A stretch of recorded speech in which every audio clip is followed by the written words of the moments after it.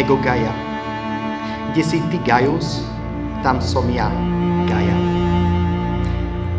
Priznám sa, nad týmto príhovorom som premýšľal dlho. Ako vystihnúť dnešnú chvíľu, vlastne aj celý váš príbeh? Ste ako dvaja pútnici, ktorí svojimi stopami píšu spoločný príbeh lásky.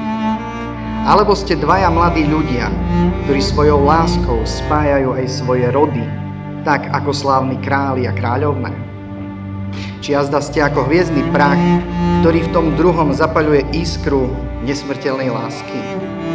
Nie. Nič z toho nie je dostatočné. Spomínam si, na rozlúčke so Slobodou mi Matúš povedal tieto vety. Ja som už na ňu tak naviazaný, že keď nie je doma, tak som taký nesvoj, taký nervózny.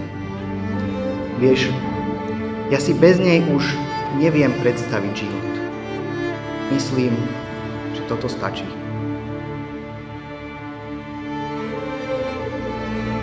Martinka a Matúš, prajem vám, aby vaša vzájomná láska dokázala ísť ruka v ruke s vašimi profesionálnymi úspechmi, tak ako u manžela Piera a Márie Curie. Želám vám, aby ste sa podporovali v osobných a verejných úspechoch a spoločne zvládali všetky komplikácie a krízy a aby bol váš vzťah založený na vzájomnom rešpekte a láske. Vivat, crescat, floreat, amor vester. Nech váš vzťah žije, rastie a rozkvíta. Prosím, pozdvihnite čaše na našich mladomanželov.